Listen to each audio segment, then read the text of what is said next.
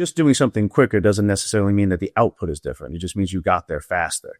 So if the output remains the same, and that is the issue, then you need to be much more transformative in the decision making. You've got to figure out how to do your job in 30 hours a week. You've just got to figure it out. I need to be able to do this job in 30 hours a week because I need that other 10 hours a week to innovate. A good idea does not mean a successful outcome. Your execution, how you plan to actually execute on that idea, is going to be the next critical component. And investors know it and they can see it, and they'll move quick when it's in front of them.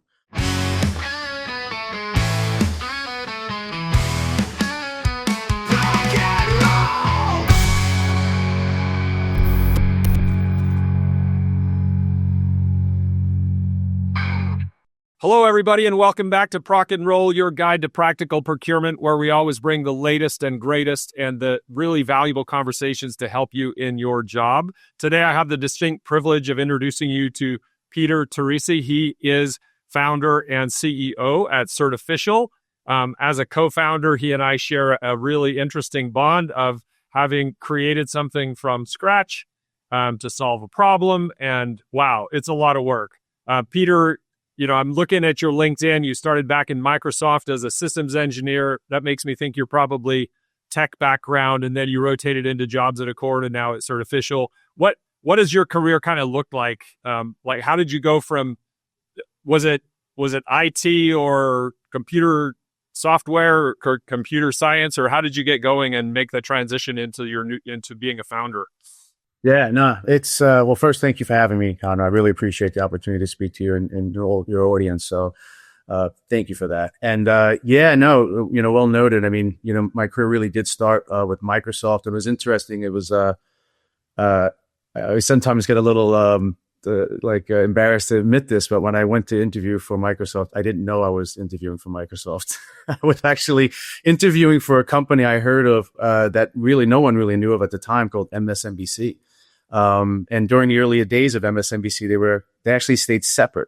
It was Microsoft and NBC remained two separate companies. So the actual entity of MSNBC didn't exist till after.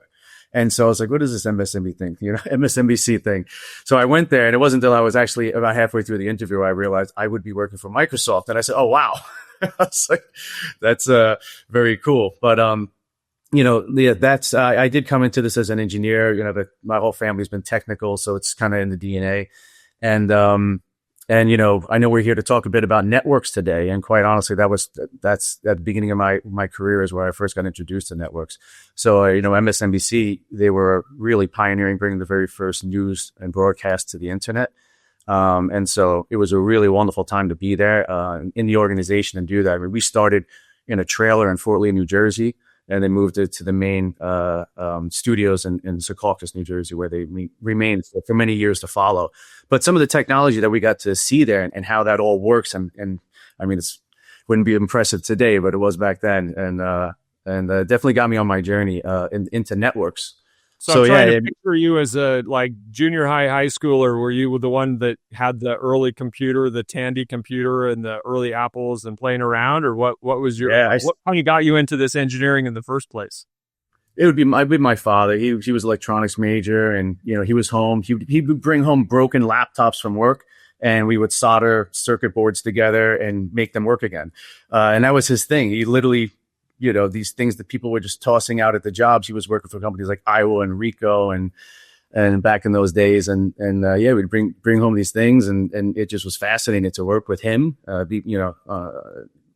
those little projects. And then, I got the old game consoles I used to run on actual cassette tapes and such. And so it's just from such an early age, tech was never, what are you going to do? It was clear, I was going to be involved in technology, and it was an amazing opportunity early on to be involved with companies like MSNBC. So were your days at ACORD also sort of engineering and technology focused, or what did you do at ACORD? Yeah. So interesting enough, I mean, I was actually, I went to another startup prior to that, which was Island ECN. And there is where I became more of a network engineer. And that was really interesting times as well, because as you can imagine, that's a very, very advanced electronic communications network that was eventually acquired by Daytech. And some of the tech and folks I worked with there were just fascinating. So I met I learned of ACORD during those days, and I was actually kind of recruited in to as a network engineer to really help them revamp all their technologies and kind of set the pace, for the future of the organization.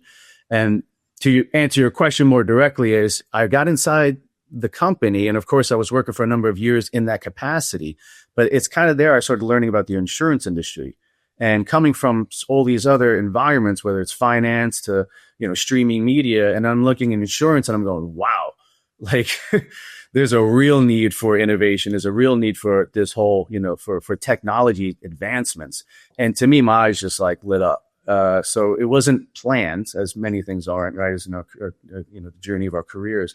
But I ended up looking through that lens and kind of wanting to really start to get involved more in the business side of things, and not just supporting, the day-to-day operations, because it just seemed to me outside of ACORD and looking at the ecosystem of the insurance industry, or lack thereof, there was just endless opportunity. So some of you out there, procurement leaders, you may have looked at a certificate of insurance and looked right past the little branding on the top, but almost every certificate of insurance that you'll ever see is sort of formatted by ACORD. I mean, to me, it's kind of a form. I don't want to dive too deep into the forms and everything else right now, but beyond sort of building forms and standards, what's the rest of ACORD out there doing? I mean, I understand Certificial, but like what, not as a business, if, are they insuring, or are they just like a form standard, or what did they do? Yeah, so there are data standards bodies, how they pretty much market themselves today. Clearly, forms don't seem to align with that very well. It's because forms were created in the 70s before a lot of this technology was available. And so the early days of ACORD was a very paper-driven. I mean, we had warehouses of forms, even while I was there. It's absolutely insane that it lasted as long as it did.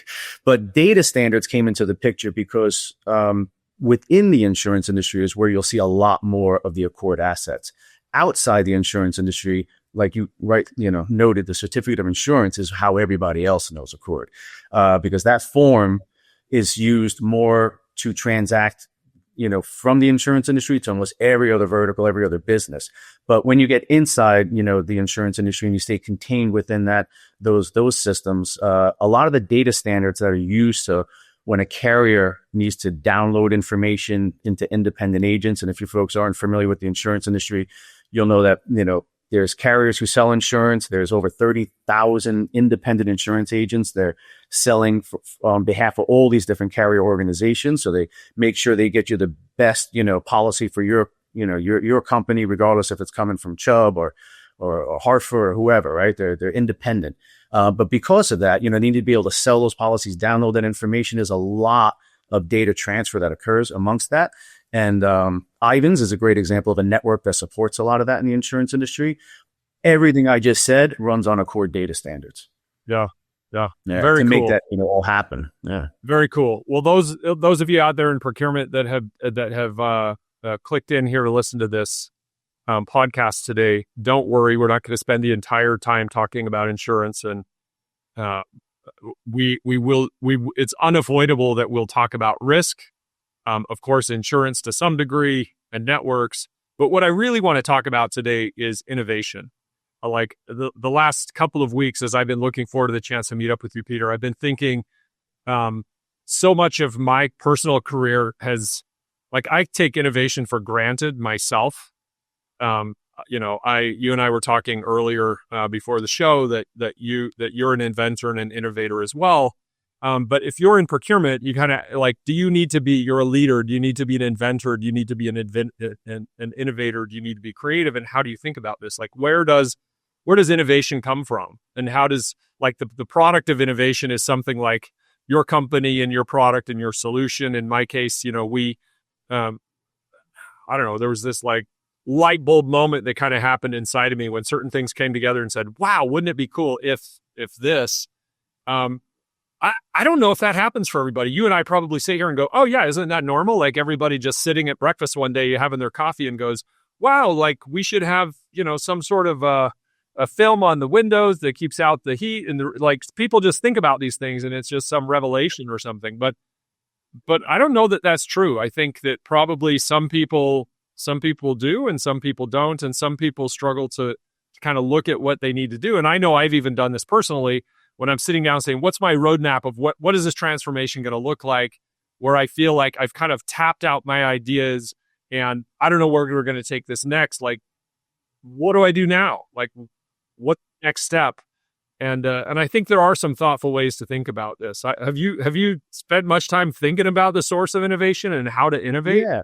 Yeah, and it's interesting you say that. I mean, for me, I think a lot of folks settle with, what is. Okay, so this is how it is. Nothing I can do about it. And right then and there, I think is where you kind of, you restrict yourself from even being innovative, right? I look at it the total opposite way. I look at my life, I look at everything around me, what I do in my day to day, whether it's from business or personal life, and I say, what doesn't work for me?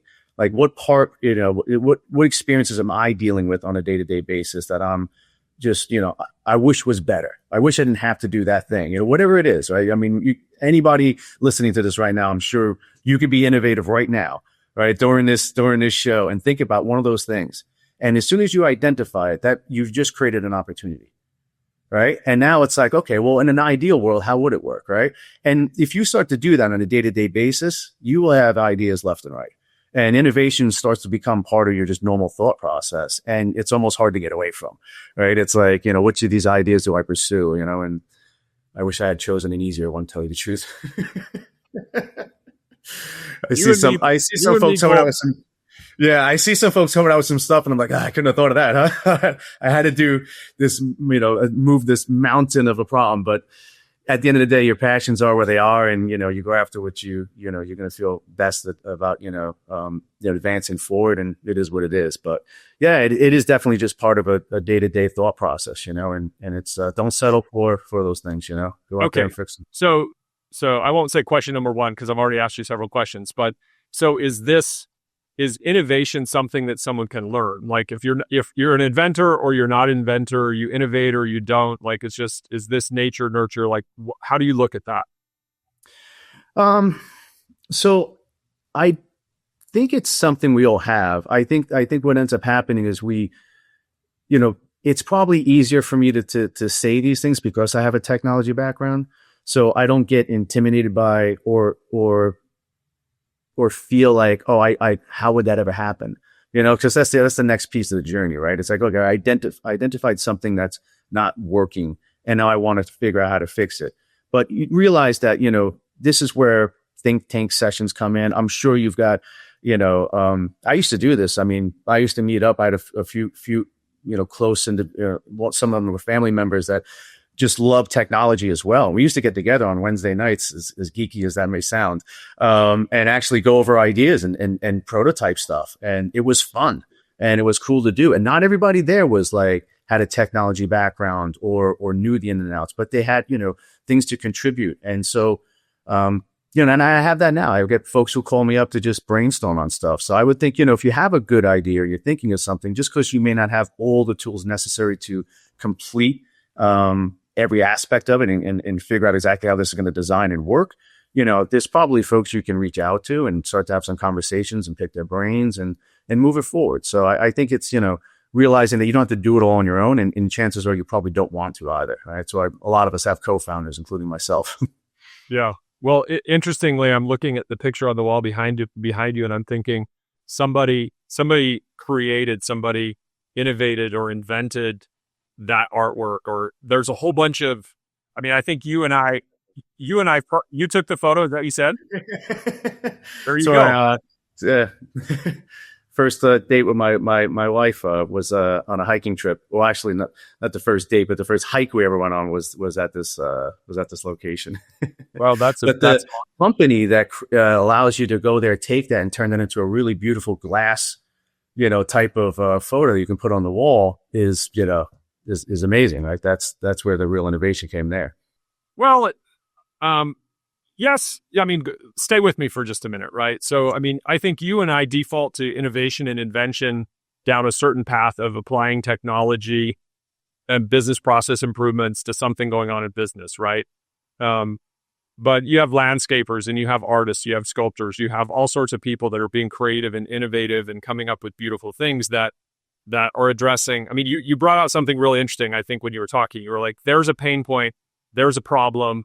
If that's the case, there must be a better way to deal with it. Like, how can we get out of the pain? And people in all different aspects of life. So if you're listening to this and you're like, I just don't know how to execute in that way, I think Peter's right. Like, you can absolutely surround yourself with people that can help you with the people, process, and technology sort of retransformation and rebuilding and innovating. But, you may, in your personal life or even in work things that you do, be innovating and being creative in other ways as well. So don't sell yourself short and think that some of the ideas you're having just aren't valuable. You never know how helpful and valuable the ideas that are popping into your head might be if you pursue them, to their fruition and kind of make them, bring them to life.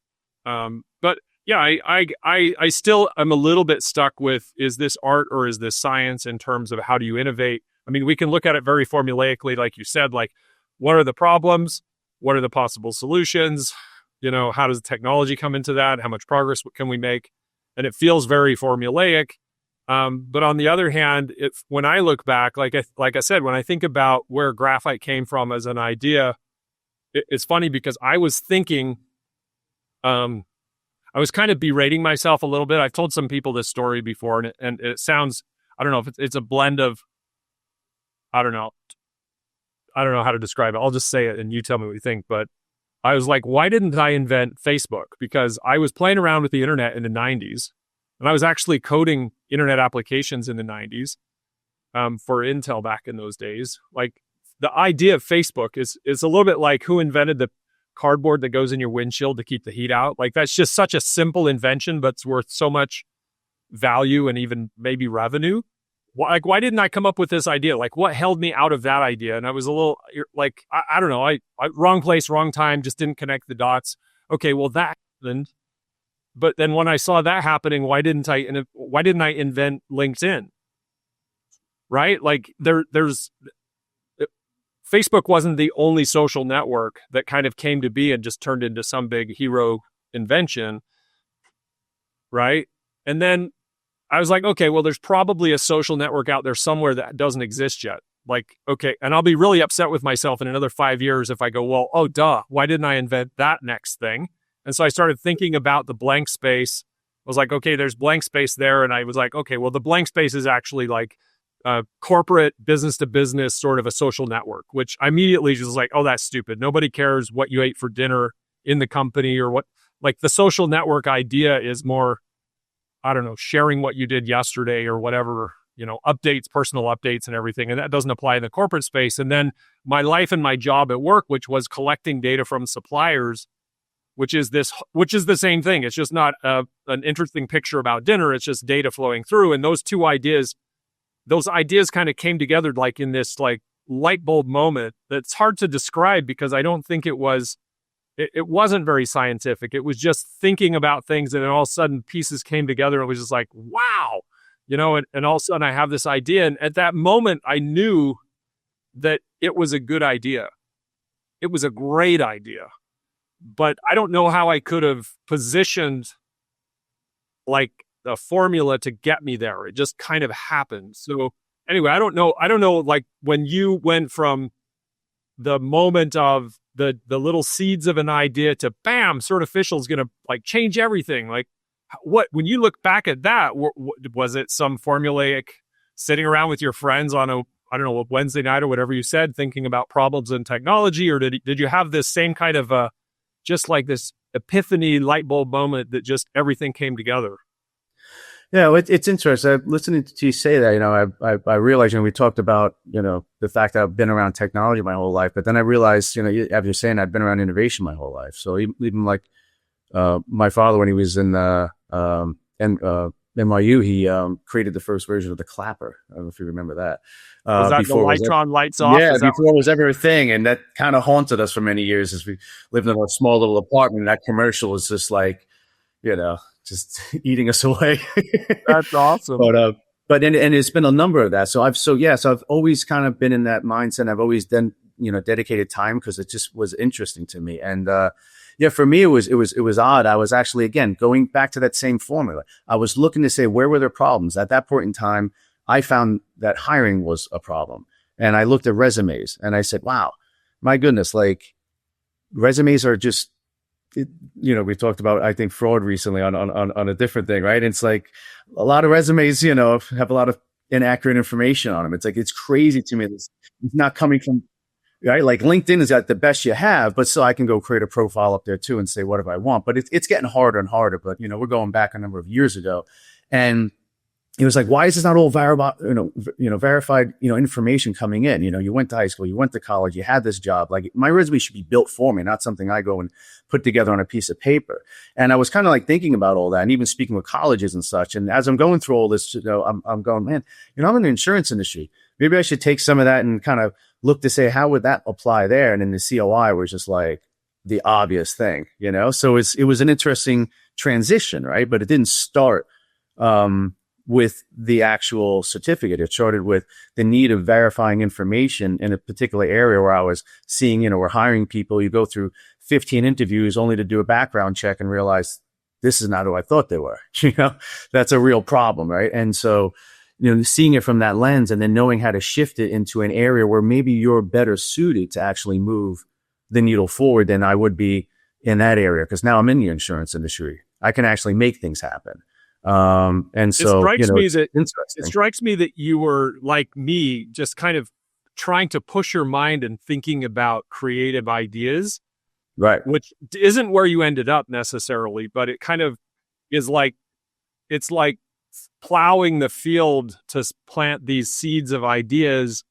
And then things just start to kind of come together. If you have the open mind space and you put your mind, left brain, right brain, whatever, into that creative space, then like in your case, you had all this experience coming across from the insurance industry and ACORD that kind of watered those ideas in a way that kind of, I don't know, maybe I'm trying to be too, without words, but it feels to me like, again, another incredible invention in Certificial came out of this epiphany moment that was the combination of random ideas that didn't necessarily clearly define the final idea, just bits and pieces that come together and then reshape themselves into a great idea to go forward with. That's right. Yeah. Interesting. And by the way, I don't have this all scripted out and planned, but this makes me feel like if you're struggling to innovate and get creative and figure out what the future needs to be, yet you are in this drumbeat of operational, just execute.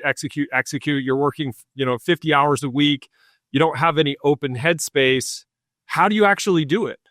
Like it feels to me like if there's too much noise inside your creative brain, you're in sort of gears turning mode instead of like open white canvas mode. Yeah. And look, I mean, I'm sure everybody's getting beat on the head with, AI comments and stuff, but now with these tools available to us, right? Even if you don't have that, the network of folks that you may want to, get into a little think tank with, right? I mean, what you can do now with these tools to help you move your ideas and move some of that forward is endless. I mean, I don't think you and I had that when we were thinking of Graphite or Certificial, but it'd be interesting, right? To go back and then have some of those tools available today.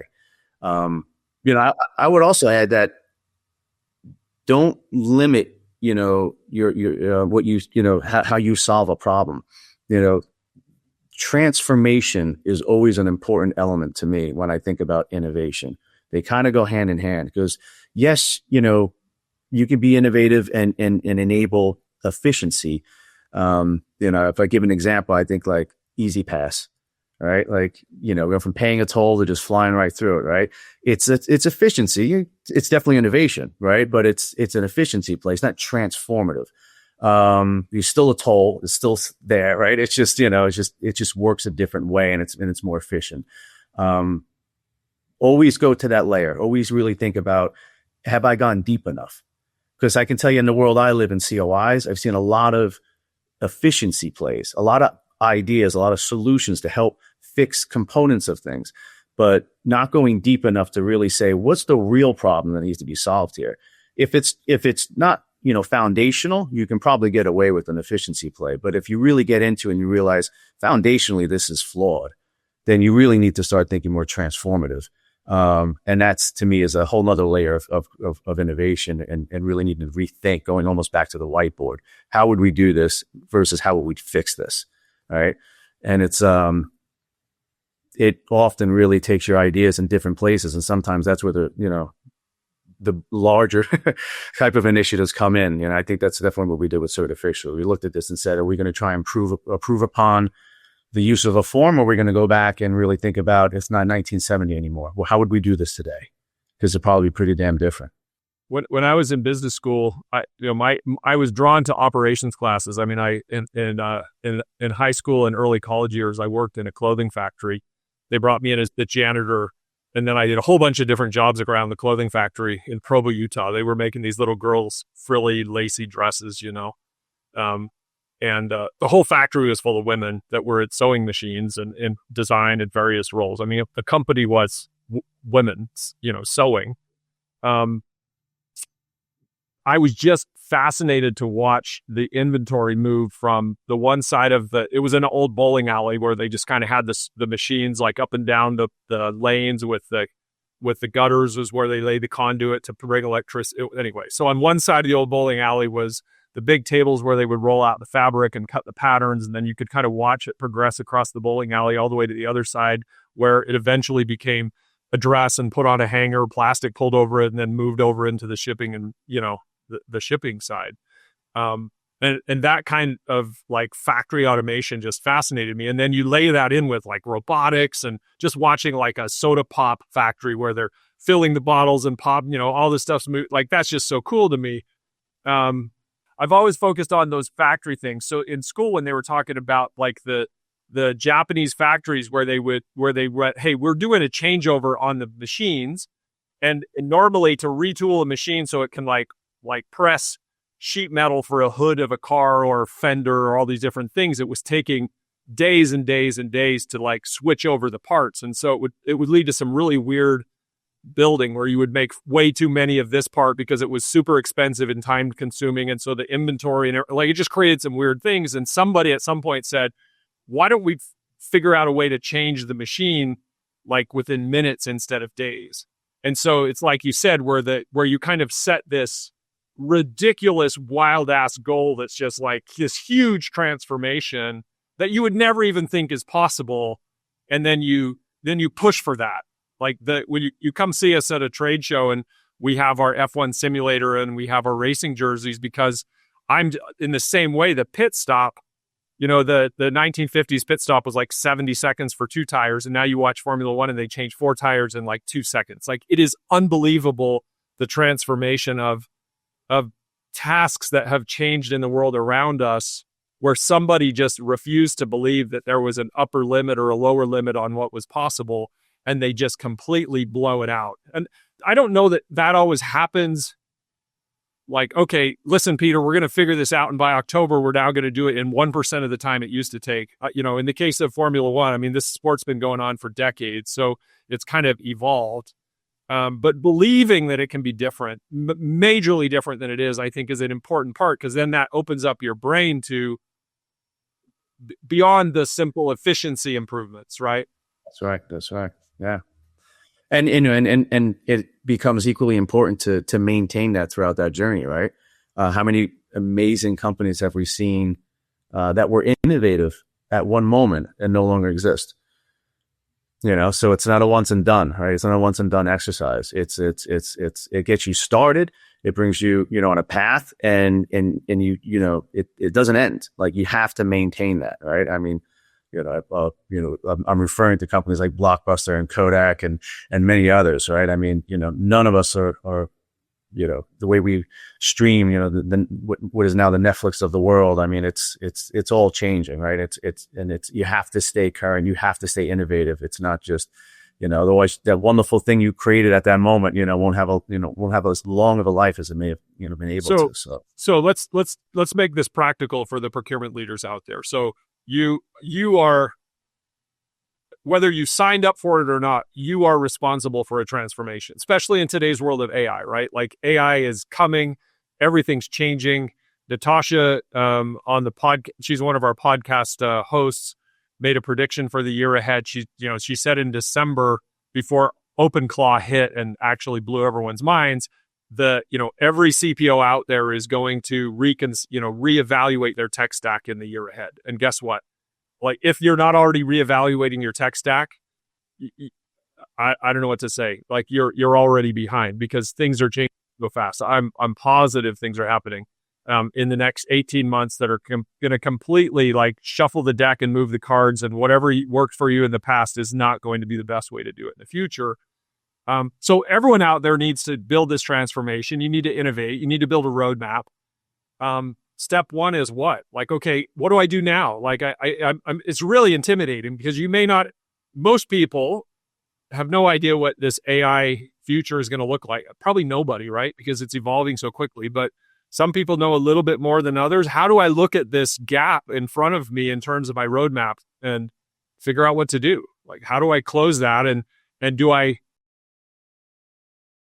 is there elements of this efficiency transformation that I got to implement now versus this revolutionary transformation? Like, what do I do? Step one to building out the vision is what? Yeah. Well, I think it kind of goes back to what I was saying earlier, is really look at whatever that problem is inside your organization you're trying to fix. Is it an efficiency play, or is it fundamentally flawed? And I think the best way you can really, answer that question is with the end result, does it give you absolutely everything you need? Is it 100%? Because just doing something quicker doesn't necessarily mean that the output is different. It just means you got there faster. So if the output remains the same, and that is the issue, then you need to be much more transformative in the decision making that you make about how deep you're going to go with these processes, and how much of this needs to really be thought through and potentially revamped.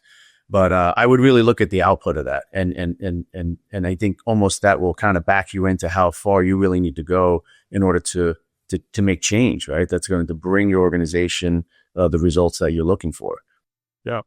We've been talking about the operating model of procurement, and the word we've been using is the outcome. I mean, you said output. I think outcome and output basically the same. Like, what is that destination you're trying to achieve? Which may be a little bit hard to figure out sometimes, right? Because we're looking at a moving target these days. But absolutely, I love the idea of sort of pegging a destination that you've got to get to, and that opens up a whole series of problems that you've got to solve to get to that destination, right? But I think one of the things that stood out to me through this conversation is that a big part of innovation is problem definition, problem understanding. Digging deep. I mean, you've said a few times, like, dig deep, like, what's the root cause of what's happening? Because if you're solving a superficial problem from an innovation perspective, if you're starting a business on a superficial problem, good luck.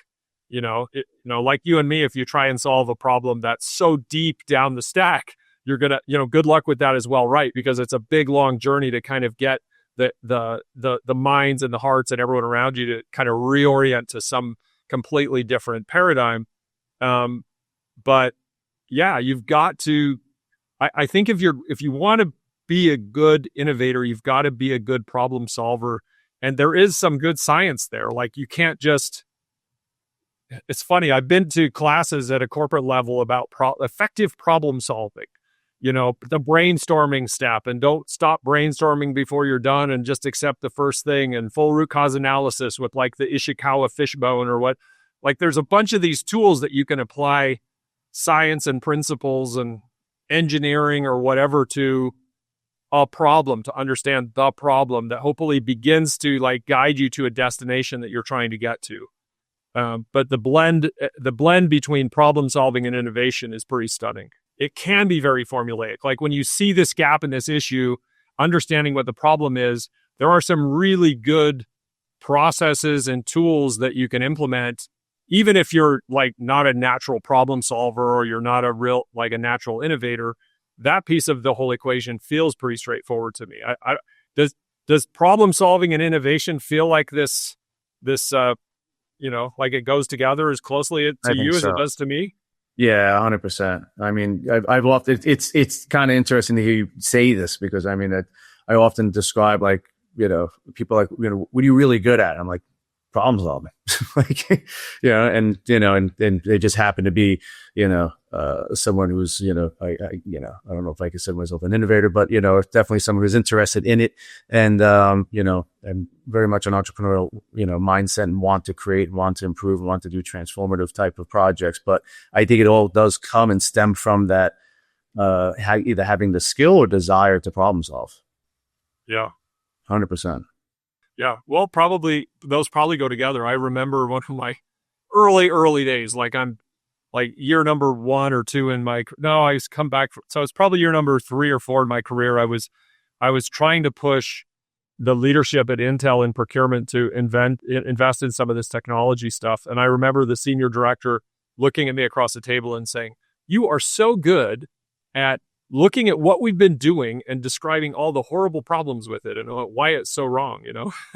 Now that opens up this other piece of the discussion, which is you have an idea, you see a problem, you want to go somewhere. Now you're kind of stuck with,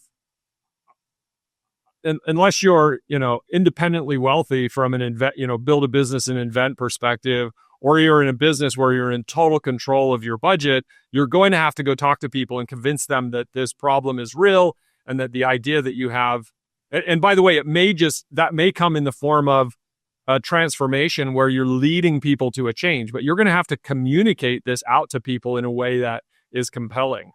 And maybe that doesn't happen. Maybe the inventor doesn't have to be the front person that's out there, making this thing happen. But I don't know that any invention really becomes something amazing without, I don't want to say change management, because it kind of comes before change management. Like you've got to go get funding, you've got to get budget, you've got to get buy-in from other people around you that can help enable this thing to happen. Yeah, indeed. Yeah. Which is, that's a whole different process, right? And that's why I think it's important to really, I guess, know your industry to some degree. Hopefully you've got some folks within your network that can really help and assist. Quite honestly, I don't feel. I think some folks get overwhelmed. Oh, I have to raise money. I got to raise capital, and who's ever going to,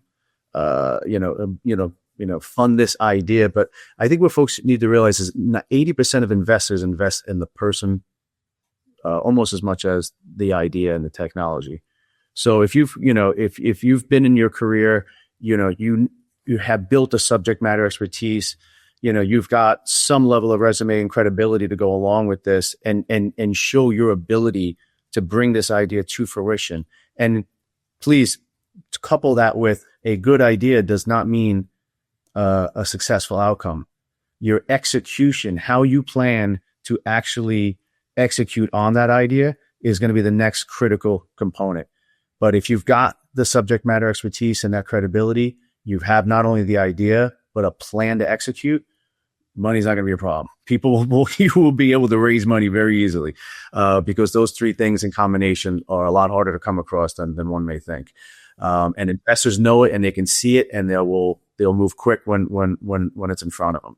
Well, it's easy to think about like the right team, the right idea, the right time, like maybe, timing is another huge one. Like all those things come together, and in the context of like me and you founding a business, and I think Peter started off the conversation with sort of be careful what you get yourself into in this space, right? These starting a business and trying to take this idea and get funding and get to some amazing outcome. Like this is probably harder than it looks.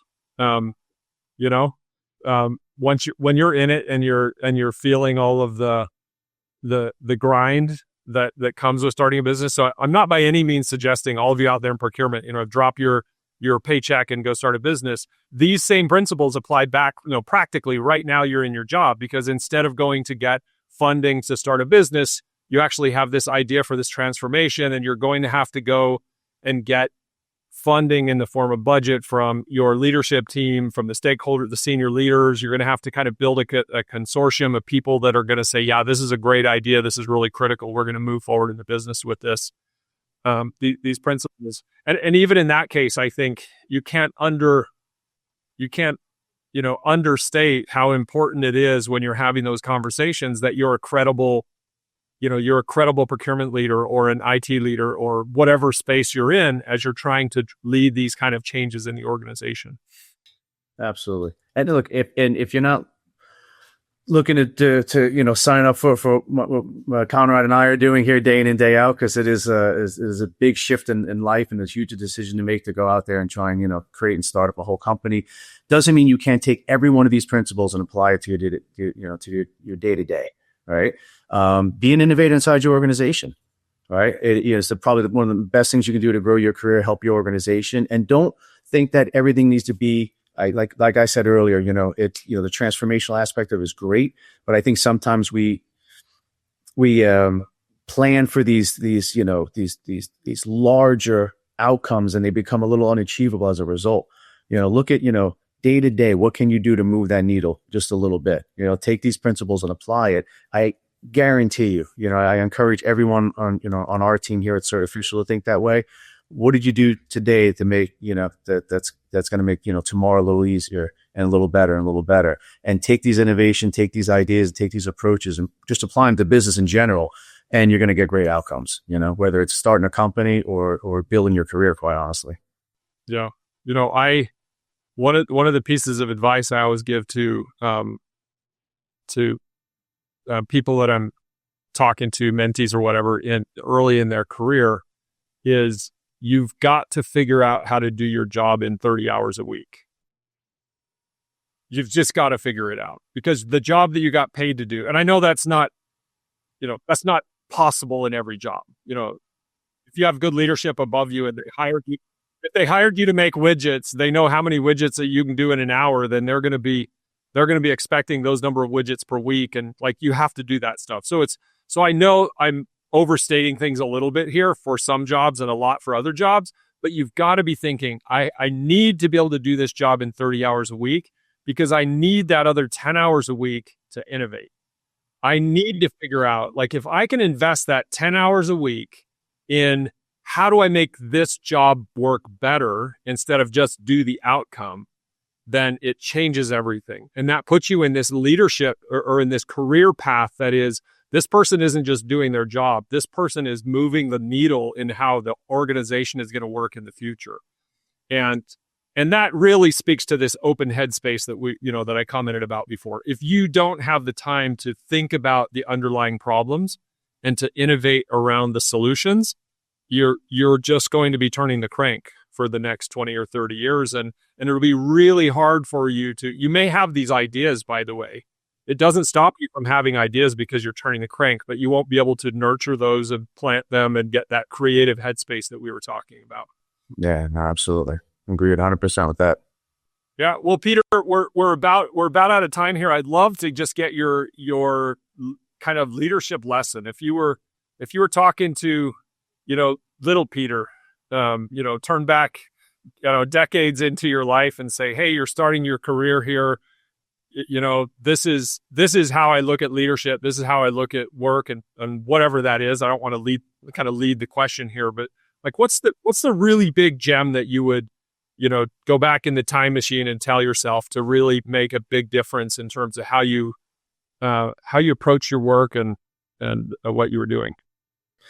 Yeah, it's a great question. I would probably say, don't second guess yourself. I waited very long before I actually really decided to pursue an idea, and really go after something. I don't know if that's necessarily a good or bad thing. Again, you said something earlier that I think is spot on, which is timing. So as much as I wish I would have started my journey even sooner and not even wait as long as I did, because there's so much to do here. And I think, would love to be further along in that journey right now. I do think timing is a factor too. And who knows, right? That idea may not have gone maybe not even be able to get it off the ground 10, 15 years ago where technology was at that point in time, or the readiness of the industry you're working in, because, there's a lot to consider there. But I would probably just say, if all those things are lining up, just go after it, execute. And the biggest lesson I probably learned throughout, once I was in that journey and heading down that path, is don't underestimate how important it is to be very diligent, very careful in selecting team members, hiring, in small organizations and startup companies. I mean, these are decisions that can make or break your organization. We're very fortunate to have a wonderful team here at Certificial, but the amount of time, effort, and energy that goes into making that happen was something that I coming from bigger organizations and just, in established companies throughout, the growth of my career, you don't realize until you're actually, are one person in a company. And needing to build from there. This is where you really start to see that firsthand. And it's very, very important decisions that are made very early on that, make or break the success of the organization. It's not an accident for sure. Getting the right people together, and when that happens, it's such a powerful moment. My leadership team at Adobe, when I left Adobe, it was really hard for me because I'd worked for several years to build just an amazing leadership team. I mean, these are stellar people that have gone on to, incredible careers inside of procurement, inside of, corporate and, otherwise. And they're kind of now sort of going their ways and doing that. But for that little brief moment of 2 or 3 years, we just had the most amazing team and we were accomplishing so much, getting the right people there. I absolutely love what you said. And what I hear here again, I mean, you're talking to 2 people that are founders. So we look at a lot of this stuff. And I would give the same advice. Like if you have if you have this thing building inside of you that tells you, hey, I want to go start something, don't just set it aside, explore it a little bit. Be very careful about getting to that decision because what the elephant you're biting onto is way bigger than you probably assume. And it's going to hurt and it's going to build and it's going to stretch you in amazing ways. But that same thing happens inside the company, right? You are in a procurement team. You're surrounded by finance and marketing and other business leaders. I started my career not really completely believing in myself, which is a little bit of the flavor I just heard you talking about. Like your potential to do good and lead and influence and communicate and rub shoulders with these executives at any level of the company is probably only limited by you. Like your ability to create something amazing inside the company that you're in or in a different place, starting a new business, doing whatever, you have unlimited potential. You can accomplish the vision and the dream that you're having. Believe in yourself. Don't sell yourself short.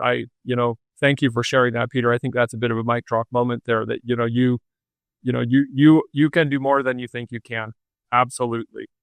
Peter, thank you for taking a few minutes with me here today. This was awesome to meet up with you as founders and businesses. We're, everyone probably doesn't know this, but we're also partners. What you do and what I do is our solutions are very similar and support each other. I absolutely love going out to Graphite customers and introducing them to Certificial and seeing how these 2 networks really strengthen each other in a powerful way.